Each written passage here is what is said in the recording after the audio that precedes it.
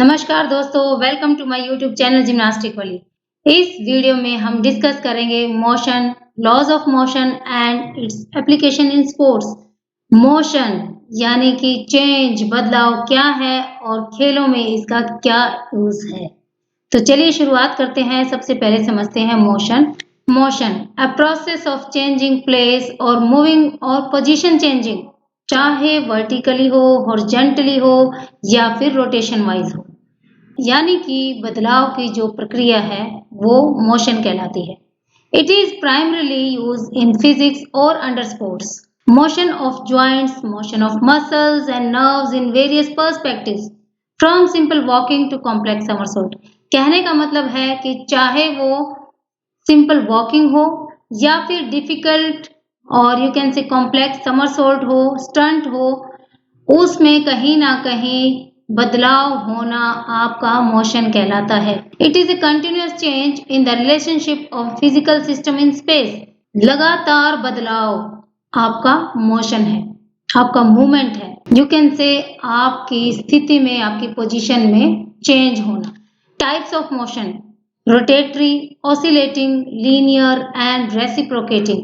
Rotatory मतलब rotation में, oscillating मतलब स्विंग, अल्टरनेट मूविंग एक के बाद एक, जितना आगे उतना ही पीछे, दैट इज ऑसिलेटिंग। रेसिप्रोकेटिंग का मतलब है जितना इधर जाना उतना ही अपोजिट डायरेक्शन में इधर जाना। इसका बेस्ट एग्जांपल मैं आपको बताती हूँ।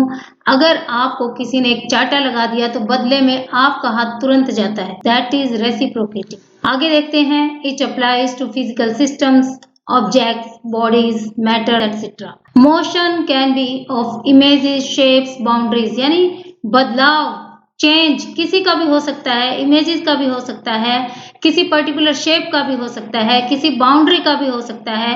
ये बाउंड्री अभी इतनी है, कुछ समय के बाद due to any reason, due to other factors, it may be this much.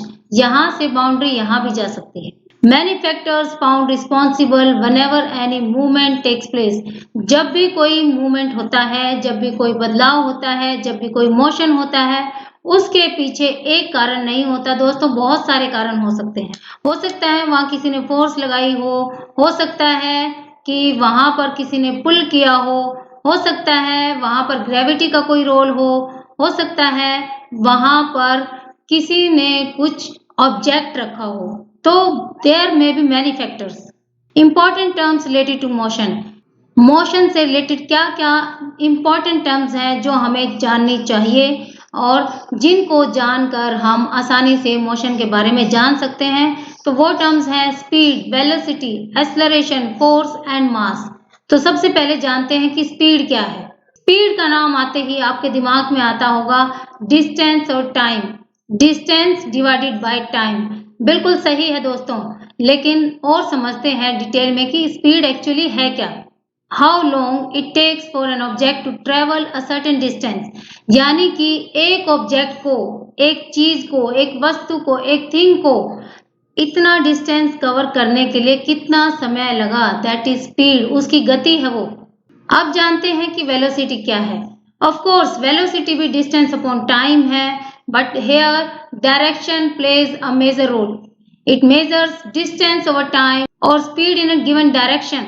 जो आपने दोस्तों सही बताया distance upon time, लेकिन डायरेक्शन का भी यहाँ बहुत बड़ा रोल है कि वो जो डिस्टेंस कवर कर रहा है वो किस डायरेक्शन में करता है, दैट इज वेलोसिटी। फिर अगली टर्म आती है acceleration. Any part of an object's velocity changes, उस पर्टिकुलर ऑब्जेक्ट की वेलोसिटी में भी बदलाव होना, दैट इज एक्सेलरेशन। यहाँ पर स्पीड, वेलोसिटी एंड डायरेक्शन तीनों का ही रोल है। अब देखते हैं फोर्स क्या है।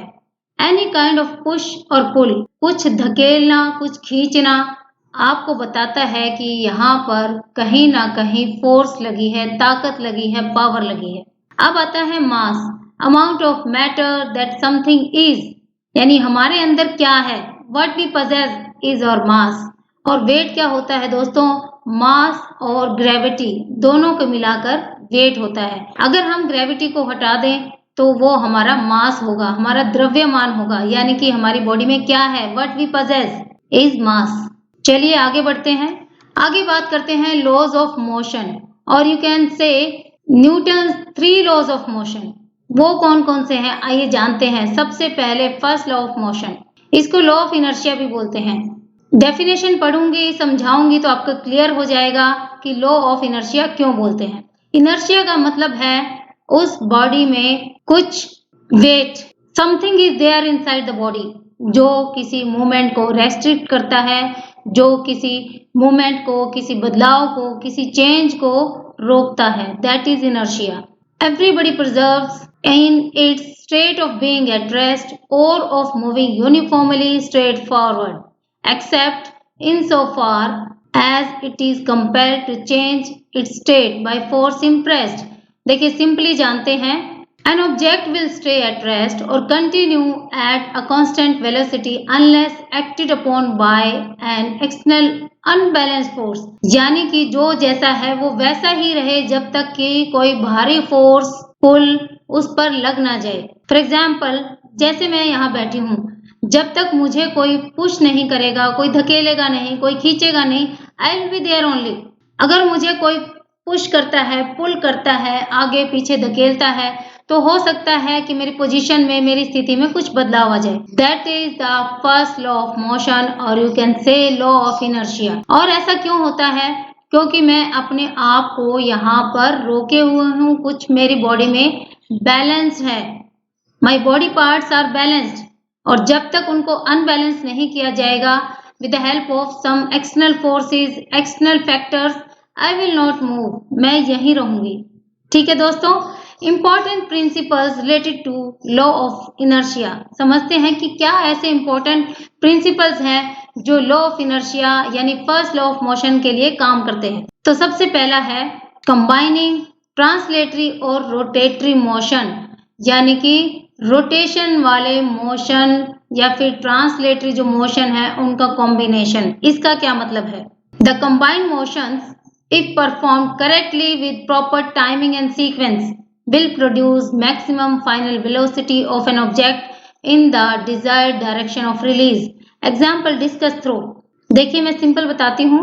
जब आप डिस्कस थ्रो करते हैं, आई थिंक डिस्कस थ्रो आपको पता ही होगा because you all are related to sports, I hope. जब हम डिस्कस को ऐसे थ्रो करते हैं तो जो हमारी फोर्स है उसको एग्जैक्ट टाइम और सीक्वेंस में ही लगाएंगे, तभी वो मैक्सिमम डिस्टेंस कवर करेगी। फॉर एग्जाम्पल, मुझे इस डायरेक्शन में रिलीज करना है, लेकिन मैं थोड़ा सा और घूम गई और उधर रिलीज किया, तो हो सकता है जो सेक्टर है, जो एरिया है जिसमें मुझे थ्रो करना है, उससे बाहर चला जाए, तो मेरा जो थ्रो है दैट विल बी 0। तो वहां पर हमें देखना है कि angle of release, time, sequence है या नहीं है। अगर वो सारी ठीक है, फॉर एग्जाम्पल मुझे यहाँ थ्रो करना है और मैंने सही डायरेक्शन में, सही टाइम पे, सही सीक्वेंस में थ्रो किया, तो मेरा डिस्कस जो है वो मैक्सिमम डिस्टेंस कवर करेगा और हो सकता है मेरी अच्छी पोजीशन आ जाए। Next is continuity of motion, यानी मोशन जो है वो लगातार होना चाहिए। ये नहीं है कि मुझे यहाँ थ्रो करना था, मैं रुक गई, फिर मैं थ्रो कर रही हूँ, तो जो हमारा रिजल्ट है वो अच्छा नहीं होगा। The accomplishment of the first motion shows the overcoming of a certain amount of inertia. Thus, any uncertainty prior to the next motion will result in loss of some or all of the advantage gained by the previous motion. Example, backward roll, pole vault। देखिए अभी मैंने समझाया, जो force लगाने से inertia पे overcome हुआ, यानी कि जो प्रीवियस फोर्स है उसके कंटिन्यूएशन में ही नेक्स्ट फोर्स लगाने का मैक्सिमम बेनिफिट हम गेन कर सकते हैं, यानी कि कंटिन्यूटी ऑफ मोशन। अगर मैं यहाँ थ्रो कर रही हूँ, रुक जाती हूँ, फिर थ्रो कर रही हूँ, जो मुझे रिजल्ट मिलना है वो नहीं मिलेगा। It should be in continuation, यानी कि लगातार होना चाहिए। एग्जाम्पल यहाँ पर दिया है बैकवर्ड रोल का, आगे की जो फोर्स है मुझे कंटिन्यू करने के लिए हेल्प करेगी। दूसरा एग्जाम्पल है पोल वॉल्ट का। फ्रेंड, जो हम भाग कर और जंप लेते हैं तो हमारी जो फोर्स है वो एंड तक यूज होती है। अगर हम भागने के बाद रुक जाएंगे तो हमारी बॉडी इतना अच्छा टेक ऑफ नहीं ले पाएगी, हम जिस हाइट तक जाना चाहते हैं नहीं जा पाएंगे, और जो हमारा पोल वॉल्ट में जो बार हमें क्रॉस करनी है उसको हम नहीं कर पाएंगे। Interruption of motion cost energy, यानी अगर कोई भी उसमें रुकावट आई तो उसे हमें चुकाना पड़ेगा। उसके लिए हमारी ज्यादा एनर्जी लग सकती है, या फिर जो हमारी प्रीवियस फोर्स है वो भी वेस्ट हो जाएगी। फर्स्ट लॉ से ही रिलेटेड दो और प्रिंसिपल है, इफेक्ट्स ऑफ मोमेंटम।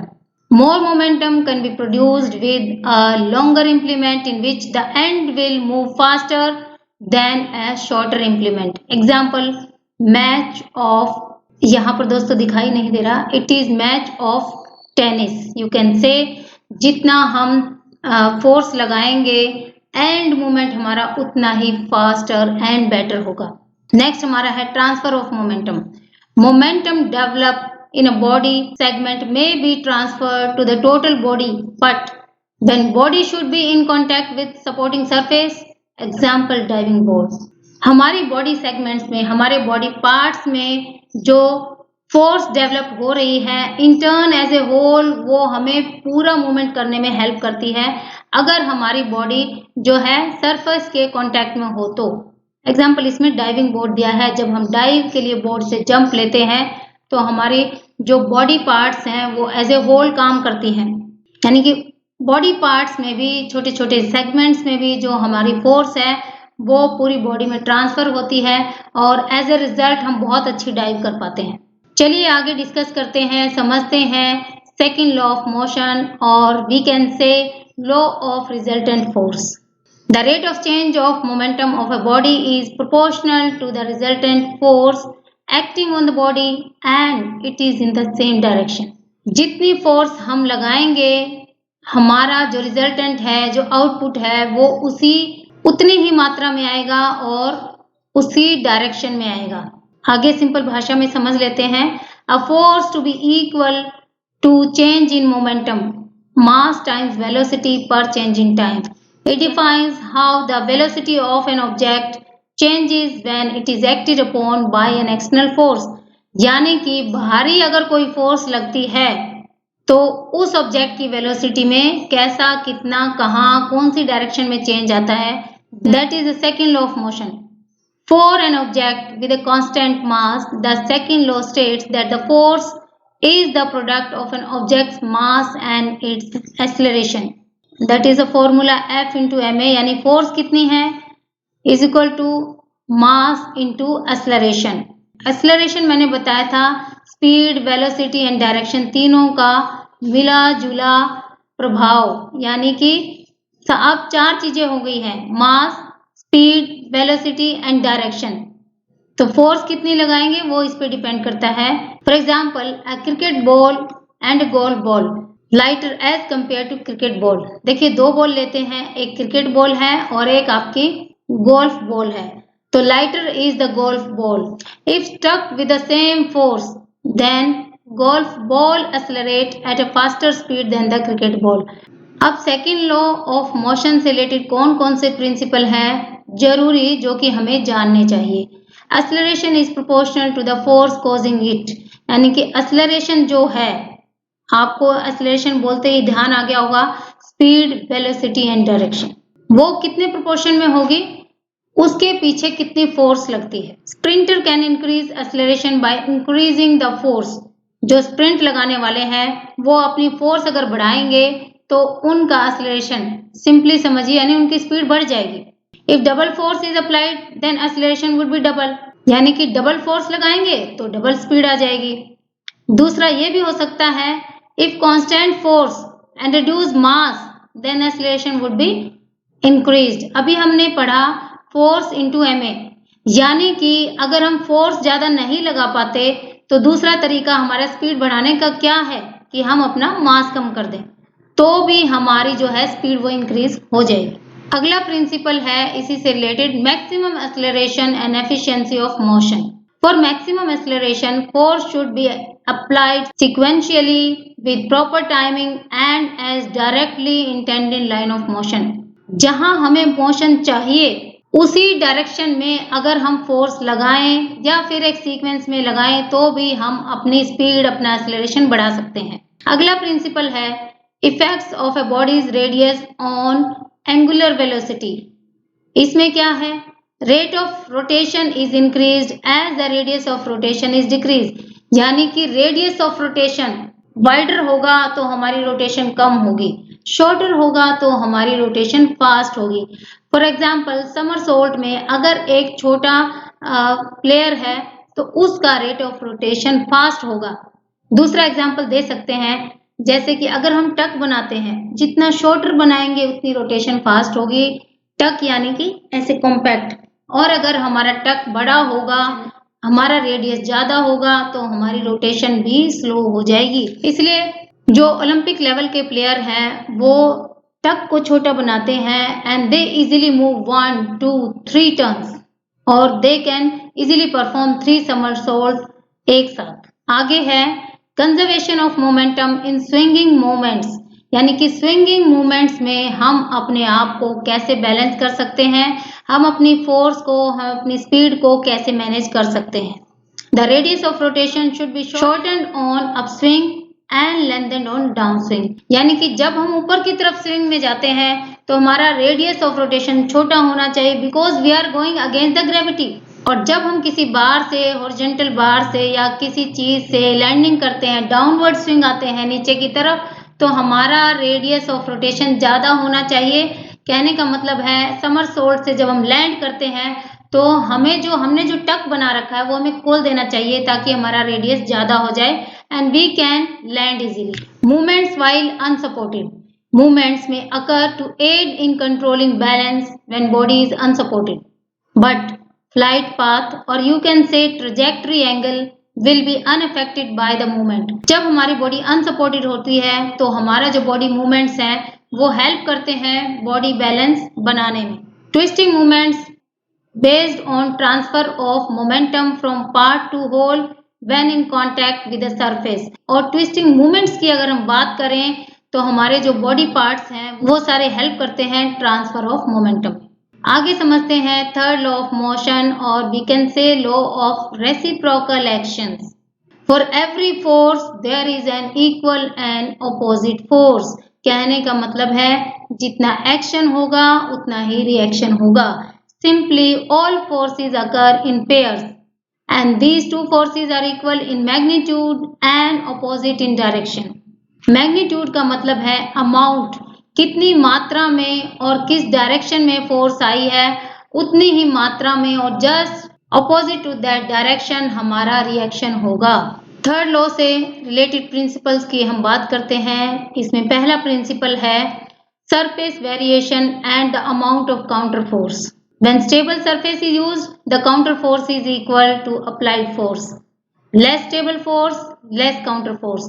यानी कि अगर हमारा जो सरफेस है स्टेबल है, यानी उसमें कोई मूवमेंट नहीं है, कोई उतार चढ़ाव नहीं है, तो हमारी जो काउंटर फोर्स होगी वो भी इक्वल होगी।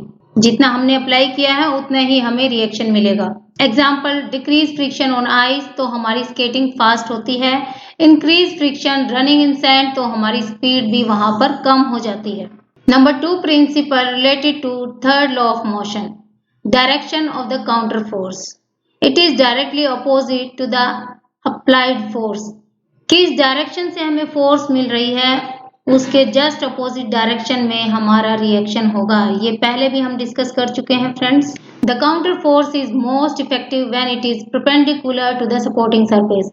परपेंडिकुलर का मतलब है राइट एंगल, 90 डिग्री पे अगर हमारी फोर्स लगी है, for example we are pushing down, then we are getting equal force in the upward direction. नीचे की तरफ फोर्स लगाएंगे तो हमारी बॉडी ऊपर जाएगी उतनी ही। Counter force in striking activities क्या है उसके बारे में समझ लेते हैं। It depends upon the combined momentum of the implement and the object at the moment of impact. It also depends on the mass of the object and the implement. Example, baseball bat hitting the ball and tennis racket hitting the tennis ball. देखिए इसमें क्या होता है, counter force. Counter force का मतलब है जितनी force आई उतनी ही हमने वापस पुश किया या वापस हमारी बॉडी से गई। एक बेसबॉल बैट बॉल को हिट करता है, कितनी फोर्स से हिट करता है बॉल उसी डायरेक्शन में जाएगी। Same way tennis racket tennis ball को हिट करता है उतनी फोर्स से ही वो जाएगी। अगर बेसबॉल बैट टेनिस बॉल को हिट करे तो क्या होगा, it will cover more distance, क्योंकि बेसबॉल बैट से जो फोर्स आई है और टेनिस बॉल हल्की है तो वो ज्यादा डिस्टेंस कवर करेगी। सेम वे रैकेट जो है उसके जो स्ट्रिंग्स हैं उसके हिसाब से वो टेनिस बॉल लाइटर बनाई गई है। तो यहाँ पर काउंटर फोर्स का मतलब समझ में आया आपको, जितनी फोर्स से वो हिट हुआ उतनी फोर्स से ही बॉल जाएगी। नेक्स्ट प्रिंसिपल है हमारा temporarily store the counter force. If surface और implement used has elasticity then applied force produces bend और compression which represent the stored force. जो हम एग्जीक्यूट कर रहे हैं या जिस सरफेस पर हम हैं अगर उसमें इलास्टिसिटी है, so it means applied force produces bend or compression. Stored force increases propulsive force or if not having elasticity. Propulsive का मतलब है force to drive something forward, आगे की तरफ प्रेरक, मोदक, और you can say propel करना, उसको push करना। So stored force क्या करेगी?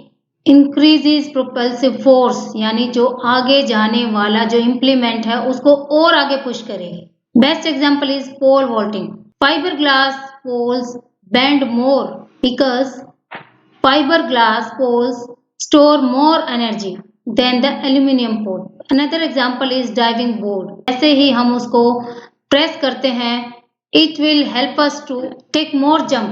हमारी जो जंप है ऑलरेडी उसको और पुश कर देती है and we are easily take more jump. Next principle related to third law of motion is surface contact while applying forces to external objects.